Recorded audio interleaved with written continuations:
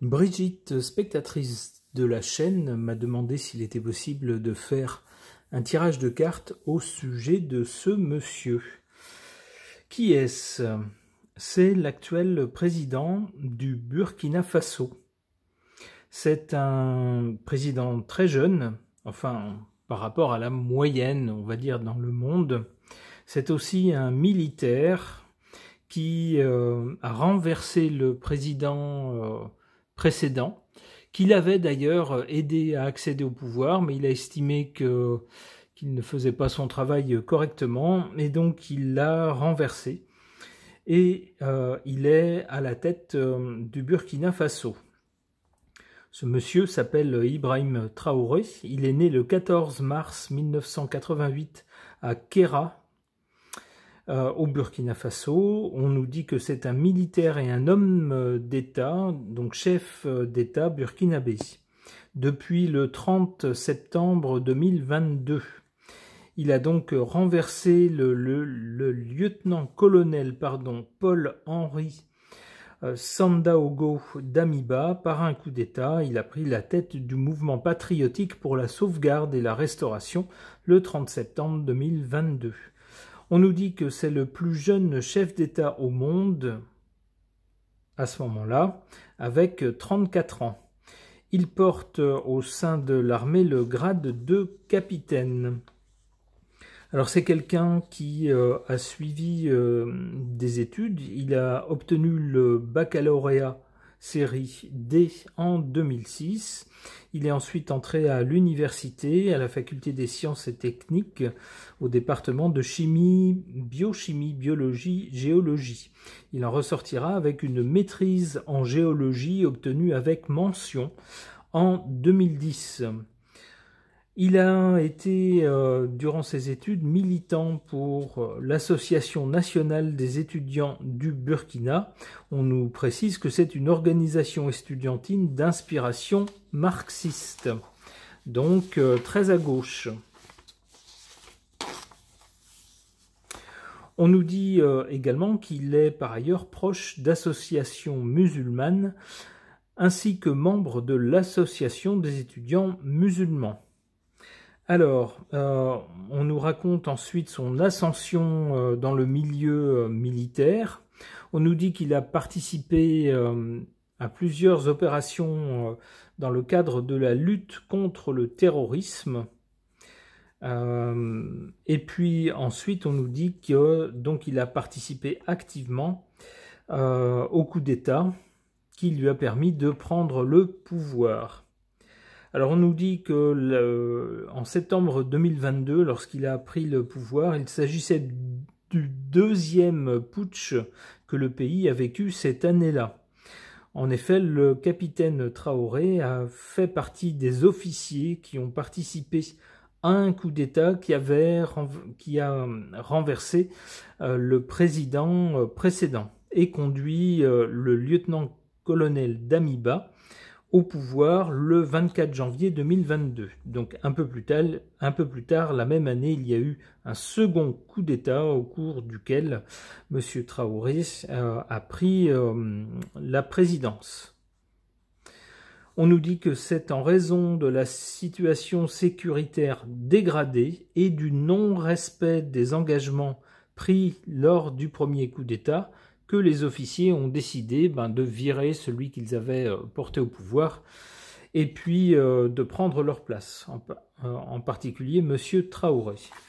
Voilà donc pour résumer brièvement, on va dire, la biographie de ce monsieur. Alors oui, autre chose, j'ai lu sa biographie, il y a quelque chose qui m'avait interpellé. On nous dit qu'il a été investi le 21 octobre, et on nous dit qu'en novembre, il a renoncé à son salaire présidentiel en gardant seulement son salaire de capitaine. Alors voilà quelque chose qui est plutôt de bon augure pour quelqu'un qui, comme moi, ne le connaît pas. Alors cela dit, je n'ai pas d'opinion sur ce monsieur, je ne le connais pas. Alors je vais interroger les cartes pour voir ce qu'elles peuvent suggérer sur ce monsieur Traoré qui est président du Burkina Faso grâce à un coup d'État. J'interroge le tarot de Marseille.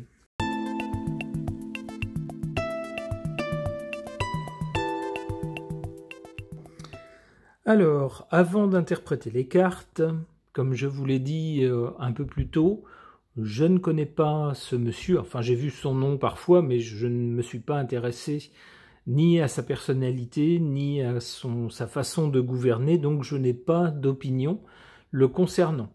Donc je vais donc interpréter les cartes telles qu'elles sont. Si c'est bon, bah, je dirais que c'est bon. Si c'est mauvais, je dirais que c'est mauvais.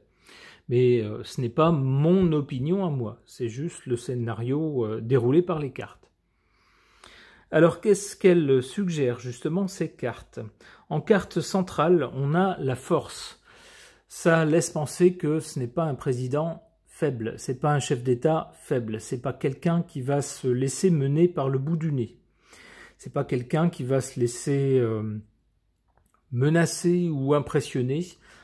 Au contraire, c'est quelqu'un qui voudra tenir la situation. D'ailleurs, on l'a vu dans la petite biographie en introduction, c'est quelqu'un qui a reproché à son prédécesseur que pourtant il avait aidé à accéder au pouvoir. Il lui a reproché d'être trop faible, en particulier concernant la sécurité dans le pays. C'est quelque chose qui pour lui n'était pas acceptable. Donc on peut imaginer que c'est quelqu'un qui tiendra le pays d'une main de fer. Alors je ne sais pas si c'est le cas actuellement, je ne connais pas la situation au Burkina Faso. À l'origine de son accession au pouvoir, sans doute, on a cette carte de l'impératrice qui nous montre que c'est pas quelqu'un qui a agi sur un coup de tête ou sur une toquade, pas du tout. Alors l'impératrice suggère l'organisation, la gestion, l'administration, des choses bien huilées, bien gérées. Donc on peut penser que c'est quelqu'un qui, avant de passer au coup d'État, a bien organisé la chose, bien géré la chose. L'impératrice suggère aussi de la communication, donc c'est peut-être également quelqu'un qui a joué sur, qui a su utiliser la communication à son profit. Peut-être que c'est quelqu'un qui a su communiquer dans les médias, par exemple, sur les mauvais résultats de son prédécesseur, ça pourrait être ça. Ou c'est peut-être quelqu'un qui s'est aidé des grands médias pour obtenir un soutien public. Ça pourrait être ça aussi. Alors si vous savez si c'est le cas, n'hésitez pas à le dire en commentaire.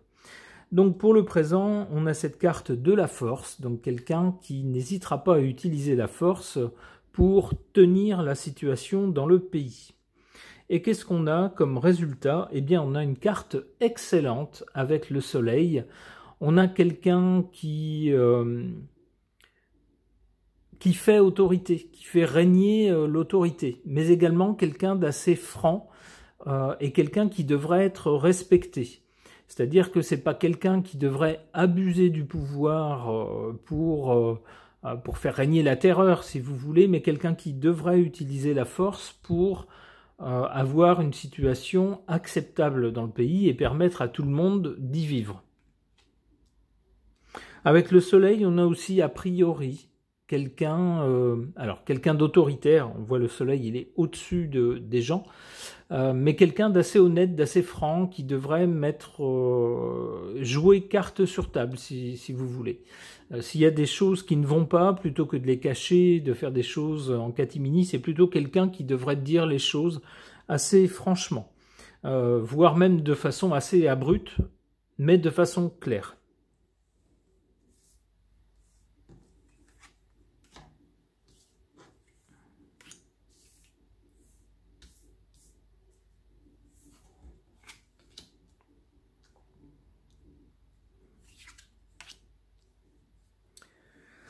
En carte défavorable, l'empereur, c'est-à-dire que comme la carte est en position défavorable, on va prendre tous les mauvais côtés de l'empereur.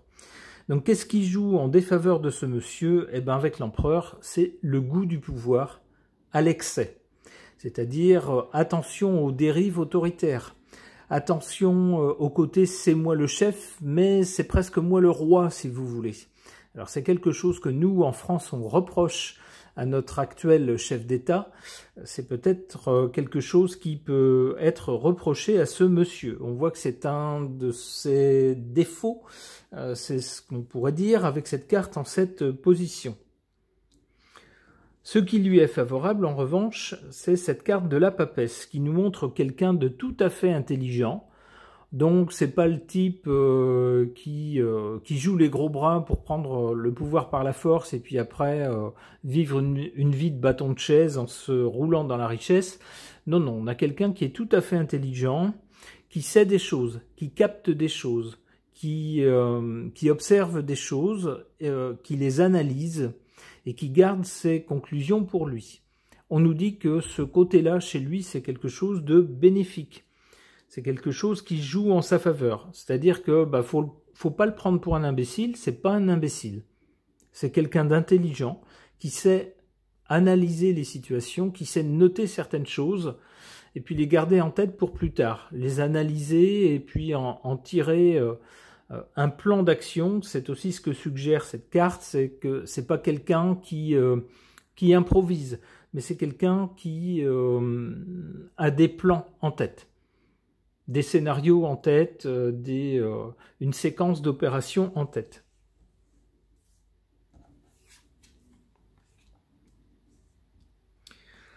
Bon, alors, du côté de l'avenir, dans un premier temps avec le soleil, on a quelqu'un qui va apparaître comme quelqu'un qui est à la hauteur de la situation, qui a la stature d'un chef d'État, qui est un peu autoritaire, mais pour de bonnes raisons. Avec le soleil, c'est plutôt une autorité chaleureuse, ferme mais chaleureuse. Ensuite, on a la roue de fortune. Attention, la roue de fortune signale un changement ou une évolution vers autre chose.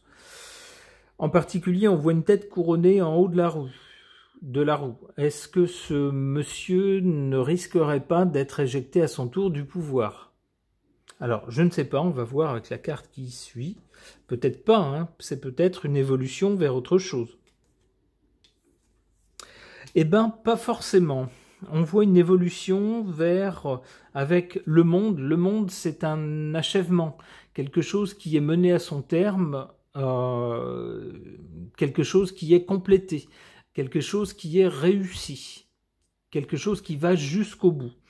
Donc on aurait peut-être un changement pour ce monsieur, un changement de son statut, du statut de président un peu autoritaire, on aurait peut-être une évolution vers quelque chose de plus global, de plus grand, aussi de plus rond que le côté militaire qui a pris le pouvoir par la force. Ça, c'est un peu martial, c'est un peu raide. Eh bien, son statut évoluerait vers quelque chose de beaucoup plus réussi, de plus global et de plus grand. Avec le monde, on aurait peut-être également quelqu'un dont les compétences et la stature politique seraient reconnues au-delà des frontières de son pays. C'est ce que suggère en tout cas cette carte. Ok. Pour tenter d'en savoir plus sur la personnalité, au sujet de l'homme qui préside actuellement le Burkina Faso, qui a pris le pouvoir par un coup d'État, mécontent des résultats de son prédécesseur, mais alors ça ne nous dit pas tout concernant sa personnalité. Essayons d'interroger les cartes, mon oracle des personnages, pour voir ce qu'ils suggèrent. Alors bien sûr, encore une fois, ce ne sont que des cartes, ce ne sont que des bouts de carton, c'est du divertissement, on s'amuse à interroger les cartes pour voir ce que ça suggère. Il faut bien sûr que tout ce qui est suggéré soit confirmé dans les faits.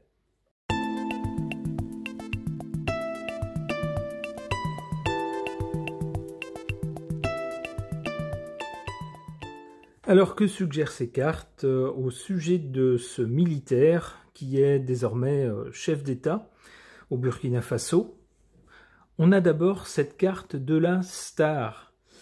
La star, c'est quelqu'un qui brille, c'est quelqu'un qui est sur le devant de la scène, c'est quelqu'un dont on parle, c'est quelqu'un vers qui tous les regards convergent. Eh ben, c'est bien son cas, puisque c'est quelqu'un qui d'abord a connu, qui a fait des études, puis qui dans le milieu militaire a connu une ascension assez rapide, puis a participé à un premier coup d'État, puis avec ses collègues, ses comparses militaires, a jugé insatisfaisant le bilan de la personne qu'ils avaient aidé à accéder au pouvoir, et donc ils l'ont viré par un nouveau coup d'État, et il a pris sa place. Donc on voit bien que c'est quelqu'un qui fait l'actualité, du moins qui a fait l'actualité, quelqu'un vers qui tous les regards se sont tournés.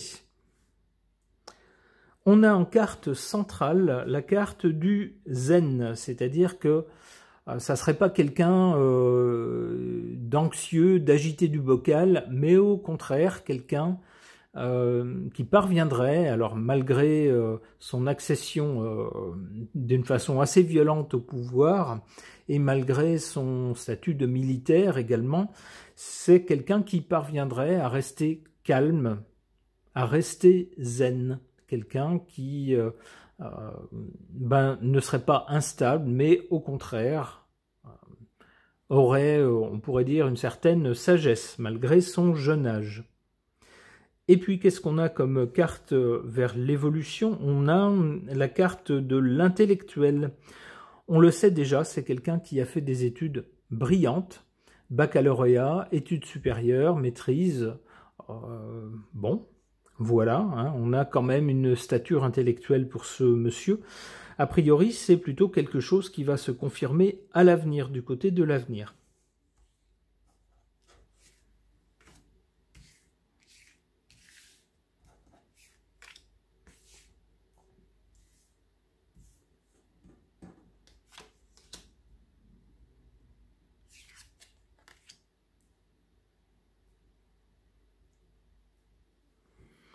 Ce qui joue en sa défaveur ici, c'est son côté activiste, nous dit-on. Alors peut-être, je ne sais pas à quoi on se réfère, est-ce qu'on se réfère à son côté très à gauche? Alors, trouver des solutions pour le peuple au quotidien, et plutôt que de s'isoler dans une tour d'ivoire où on profite des richesses pour le temps qu'on peut, c'est très bien, mais attention, nous dit cette carte, à ne pas tomber dans de l'activisme qui tournerait à vide, si vous voulez. C'est-à-dire, il faut garder les pieds sur terre, et il faut que ces convictions trouvent une application concrète pour le bien du peuple, étant donné son statut de chef d'État. Attention à ce que l'idéologie ne prenne pas le pas et ne vienne pas causer du tort au peuple. C'est le danger avec cette carte de l'activiste dans cette position. On peut penser que ça ne sera pas le cas, ou que ça n'est pas forcément le cas, avec cette carte du bricoleur en position favorable. Un bricoleur, c'est quoi? Eh ben, c'est quelqu'un qui a le génie de trouver des solutions concrètes, pratiques, simples, au quotidien, pour tous les problèmes qui se posent au quotidien.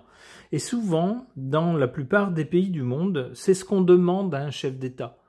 C'est-à-dire que, on le voit pas, si on le voit, comment dire, partir dans de grandes envolées lyriques ou idéologiques, nous, ça nous touche pas dans notre quotidien. Nous, ce qu'on veut, c'est des choses concrètes dans notre vie de tous les jours. Eh bien, a priori, ce monsieur excelle dans ce domaine. C'est un monsieur qui excellerait à trouver des solutions dans la vie de tous les jours des Burkinabés.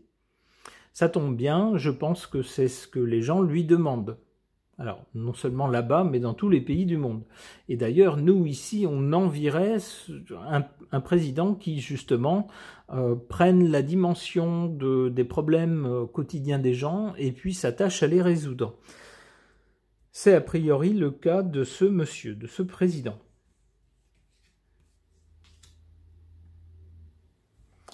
Alors, du côté de l'avenir, on a donc dans un premier temps une dimension intellectuelle qui a des chances de se confirmer dans un futur proche. Puis, on a cette carte de la personne nostalgique. Peut-être que c'est quelqu'un qui, comme tous les gens qui veulent accéder au pouvoir en se disant « Oh là là, mon prédécesseur, enfin, celui qui est au pouvoir, il sait rien faire, il s'y prend très mal, il est malhonnête, attendez, moi je vais y aller et vous allez voir ce que vous allez voir, moi je m'y prendrai autrement. » Alors ça, c'est ce qu'on dit tous lorsqu'on n'est pas au pouvoir, mais une fois qu'on se trouve au poste, beaucoup de personnes qui avaient promis de faire plein de choses, au bout d'un moment, découvrent que ça n'est pas si facile que ça. C'est peut-être ce qui arrivera à ce monsieur, avec cette carte de la personne nostalgique. Peut-être que c'est quelqu'un qui se dira c'était plus facile d'être dans l'opposition, de s'opposer au président en poste en disant « Oh là là, voilà ce qu'il fait mal, voilà ce qu'il fait mal, voilà ce qui est malhonnête, voilà des choses qui ne remplissent pas le contrat qu'il a passé avec les gens lorsqu'il a été élu. Attendez, je vais y aller. » Eh bien, une fois qu'on y est, finalement, tout n'est peut-être pas si facile. C'est peut-être ce qu'il va découvrir.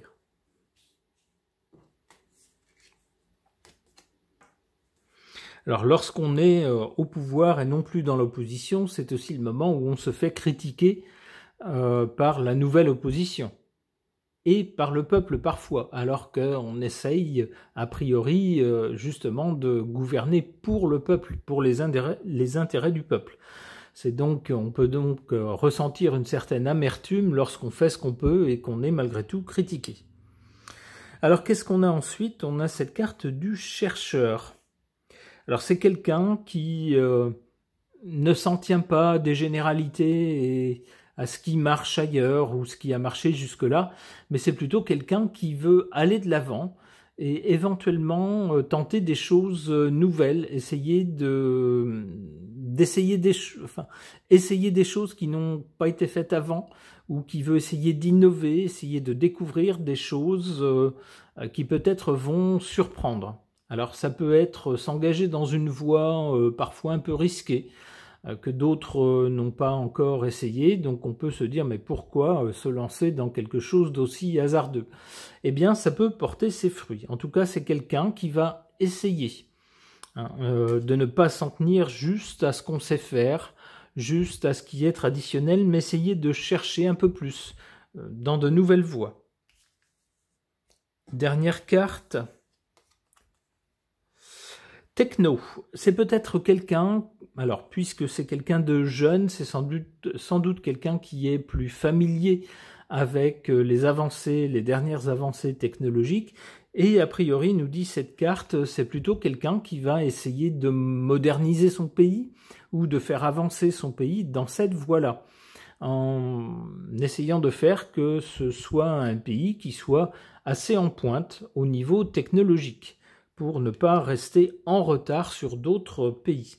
Eh bien, on souhaite le meilleur à ce monsieur, on souhaite que sa présidence soit réussie, et une présidence réussie, c'est quoi? Eh bien, c'est une présidence qui défend on pourrait dire les intérêts des citoyens, et puis parvient à défendre aussi les intérêts du pays et à les faire avancer. Ce tirage de cartes est maintenant terminé. Merci de l'avoir suivi.